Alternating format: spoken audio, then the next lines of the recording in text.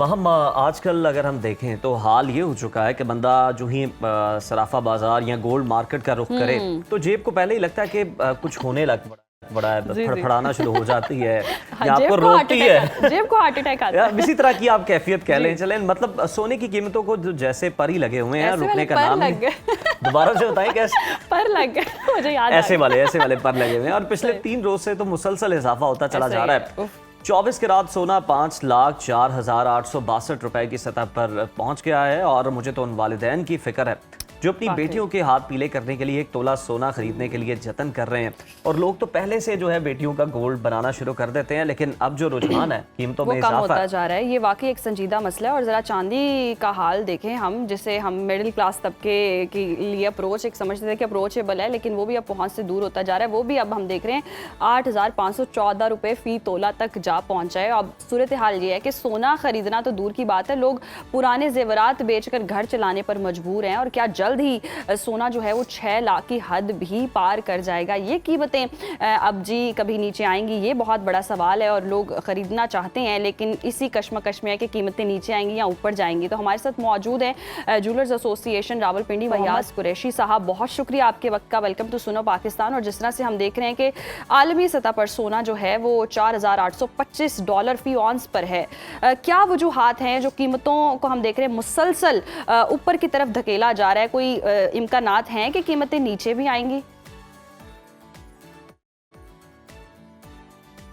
बिस्मिल्लाहिर्रहमानिर्रहीम। बहुत शुक्रिया जी, थैंक यू सो मच। और सबसे पहले मैं सुनो टीवी का आपका शुक्रिया अदा करना चाहता हूँ, क्योंकि आप बड़ी गहरी नज़र रखते हैं खासतौर पर इस इंडस्ट्री के ऊपर, और आए दिन इसके ऊपर आप एक डिफरेंट प्रोग्राम भी करते रहते हैं इसके ऊपर।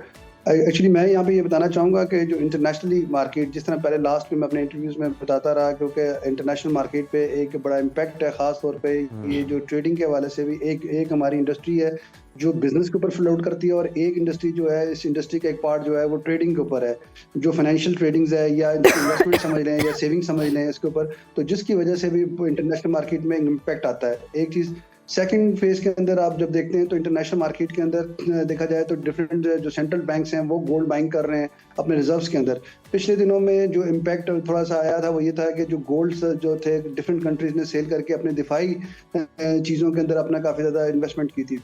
अब इसके साथ साथ जो रिसेंटली सूरत हाल जो चल रही है उसमें आप ये देखते हैं कि अगर जो इंटरनेशनली, क्योंकि अभी ग्लोबली जो वर्ल्ड के अंदर जो सिनेरियो चेंज हो रहे हैं, जो इसके अंदर जब तक ये एक स्टेबिलिटी नहीं आती थोड़ी सी, तो तब तक तो ये गोल्ड की जो फ्लक्चुएशन है, जिस मूवमेंट में $100 $200, क्योंकि अगर प्रीवियस जाए तो अगर डॉलर की जो फ्लक्चुएशन होती थी वो बड़ी लिमिटेड होती थी गोल्ड के अंदर, सॉरी वो ये होती थी कि अगर $10 $15 $20 की फ्लक्चुएशन होती थी। अब जो सूरत हाल चल रही है वो इस टाइम में चल रही है $100 $200 $150 की फ्लक्चुएशन है अप एंड डाउन के अंदर।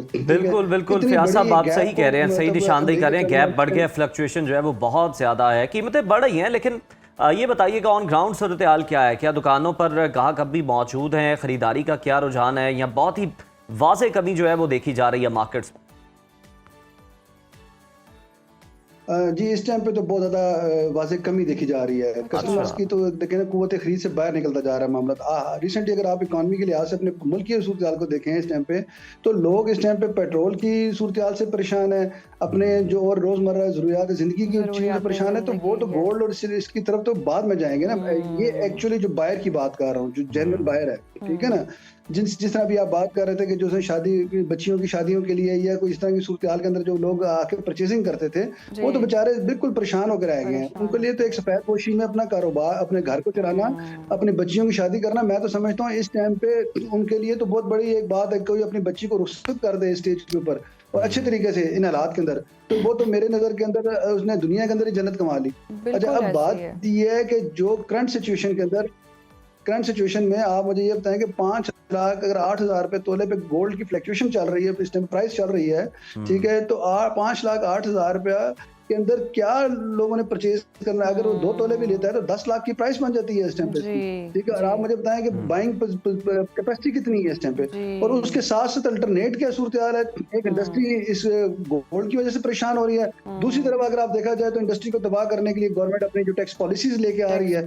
मैं ये समझता हूँ कि जो इस तरह की सूरत हाल के अंदर जो टैक्स पॉलिसीज के अंदर, ये भी एक इम्पोर्टेंट बड़ा एलिमेंट है। इस पे भी मीडिया की तवज्जो नहीं जा रही। बिल्कुल फयाज साहब, बिल्कुल दुरुस्त फरमा रहे हैं आप। एक तरफ से कीमतें बढ़ रही हैं, दूसरी तरफ से टैक्स पॉलिसी देखें, वहाँ भी हो रहा है, तो आवाम जाएं तो जिधर किधर जाएं। और जो आप बता भी रहे हैं कि खरीदने की जो कैपेसिटी है वो कम होती चली जा रही है। इस वक्त आप रुझान क्या देख रहे हैं कि लोग जेवर बनाने के लिए ज़्यादा गोल्ड खरीद रहे हैं? वैसे तो जैसे आप बता भी रहे हैं कि इतना खरीदा ही नहीं जा रहा है। सरमायाकारी के पर्सपेक्टिव से कितना इंपॉर्टेंट है इस वक्त में बाय करना? हाँ जी, देखें, एक तो गोल्ड की जो पोजीशन है ना, मैंने प्रीवियस भी अपने इंटरव्यूज में कई दफ़ा ये बात की है कि कभी भी मैंने इसको ड्रॉप वक्ती तौर पे तो नीचे जाते हुए देखा है, लेकिन इसने बढ़ना ही होता है। ठीक है, मैंने तो अपने तक आज तक 1990 से मैं इस फील्ड से एफिलिएटेड हूँ, मैंने तो अपने 25-30 साल कैरियर में ये नहीं देखा इसको नीचे जाते हुए। हाँ, ये जरूर होता है कि एक वक्ती तौर पे अगर एक बूम आ जाए, एक्स्ट्रा ज्यादा चला जाए और फिर उसको करेक्शन के तौर पे तो नीचे आ सकता है, लेकिन बिल्कुल ड्रॉप कर जाना वो पॉसिबल नहीं है, नंबर 1। नंबर 2 ये है कि जो भी आपने बात की है कि इसके अंदर जो प्रोस्पेक्ट है कि खासतौर पे इसने ज्वेलरी बाइंग के हवाले से, वो तो आप समझ लें कि 100 से या अगर 80-85% पे अगर बिजनेस चल रहा था तो वो अब आ गया 10-15% के ऊपर रिड्यूस हो गया।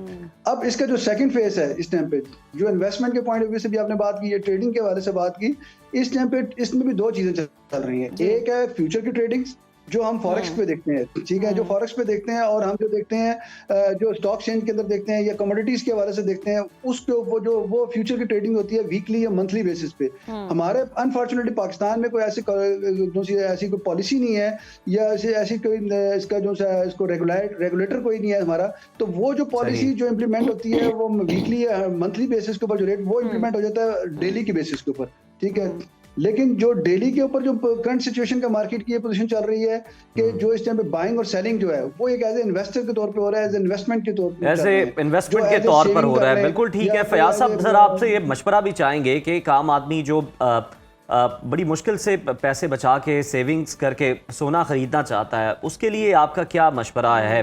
क्या उसे अभी बाइंग करनी चाहिए या उसे थोड़ा वेट करना चाहिए? मैं सर एक बात ये कहूँगा कि पहले तो बात यह है कि वो बंदा कभी भी इसमें एज ए बिजनेस के पॉइंट ऑफ व्यू से तो ना है, सेविंग के पॉइंट ऑफ व्यू से लॉन्ग टर्म तो ठीक है, लेकिन बिजनेस के पॉइंट ऑफ व्यू से वो ना है कि जिसके पास एक्स्ट्रा स्पेयर पैसे नहीं है। अगर वो समझता है कि मैंने कोई चीज अपनी डिस्पोज ऑफ करके इसके अंदर इन्वेस्टमेंट करके अर्न करना है, तो मेरी सजेशन ये होगी कि वो कभी भी ऐसी चीज ना करे, क्योंकि जैसे ही ड्रॉप होना है, क्योंकि इसके अंदर भी एक फार्मूला है कि लॉन्ग टर्म, मिड टर्म और शॉर्ट टर्म पॉलिसी के ऊपर चलना पड़ता है। लेकिन अगर आप उसको नहीं लेके चलते तो फिर आपका क्या होगा कि जरा सा ड्रॉप किया, क्योंकि आपने कहीं से पैसे पकड़े होंगे, बारो किए होंगे, वो आपको लॉस के अंदर सेल करना पड़ जाएगा, ठीक है। तो इसके लिए जो मेरी जो एक सजेशन ये है उन लोगों के लिए जो एज ए बिजनेस के पॉइंट ऑफ व्यू से आते हैं, एज ए इन्वेस्टर के लिए, उनके लिए तो वो सेविंग्स जो उनके लिए जरूरत उनके बायस नहीं है और वो एक्स्ट्रा है तो तब इन्वेस्टमेंट करें। सेकंड नंबर पे वो है कि जो लॉन्ग टर्म इन्वेस्टमेंट की बात करते हैं, बिल्कुल उसमें सेविंग करें। ये एक ऐसे देखें, गोल्ड को एक प्रोस्पेक्ट जो वर्ल्ड के अंदर है कि एक सेव इन्वेस्टमेंट के तौर पे देखा जाता है गोल्ड को वर्ल्ड के अंदर, क्योंकि ये इसने कभी भी ड्रॉप इसलिए नहीं होता कि इकोनॉमी के लिहाज से देखा जाए तो जितनी भी करेंसी इंटरनेशनल मार्केट की है वो प्रिंट गोल्ड के बेस के ऊपर होनी है, और कभी भी ऐसा नहीं हो सकता कि सेंट्रल बैंक्स जो इंटरनेशनल वर्ल्ड के हैं वो गोल्ड अपने रिजर्व्स में ना रखें या बाइंग ना करें, उन्होंने बाइंग करनी है। इंटरनेशनली ये एक ऐसी जो सी कमोडिटी है, ये इटसेल्फ करेंसी है, बिल्कुल करेंसी है। बहुत शुक्रिया फयाज कुरैशी साहब, आपके वक्त का बड़ा अच्छा मशवरा भी दे रहे थे कि उन्हें किस तरह से खरीदना चाहिए। शॉर्ट टर्म के लिए आप इसमें इन्वेस्टमेंट हरगिज़ ना करें, लॉन्ग टर्म के लिए अगर आप इसको कर सकते हैं, अफोर्ड कर सकते हैं, तो फिर ही आप इसके अंदर इन्वेस्टमेंट करें। और अभी भी जो लोग हैं वो कोई अपनी बेटियों के लिए, अपनी बच्चियों के लिए जहेज़ के तौर पर गोल्ड जो है वो नहीं खरीद पा रहे, सिर्फ और सिर्फ इन्वेस्टमेंट के पॉइंट ऑफ व्यू से जो गोल्ड की खरीदारी है, जो बाइंग है, वो चल रही है इस वक्त। बिल्कुल ऐसे ही है। और हम जिस तरह से देख रहे हैं सरमायाकारी के लिए, और गोल्ड को हमेशा से महफूज सरमायाकारी समझा जाता है, लेकिन अगर आपकी कैपेसिटी है, लेकिन चांदी की कीमतें भी बड़ी हैरान कुन है कि कैसे खरीदा जाए। लेकिन सरमायाकारी अगर आप करनी, आपके पास कोई कीमत है और आपके पास बैकअप में कोई पैसे रखे हुए हैं, तो आप थोड़ा सा सोच सकते हैं गोल्ड खरीदने का, जैसे मेरी स्ट्रेटेजी है। मैंने कहा चलिए पब्लिक कर दूं इसको। तो अगर आपके पास बैकअप में पैसे पड़े ना तो फिर आप थोड़ा सा इन्वेस्ट कर दें, अदरवाइज रिस्क ना लें।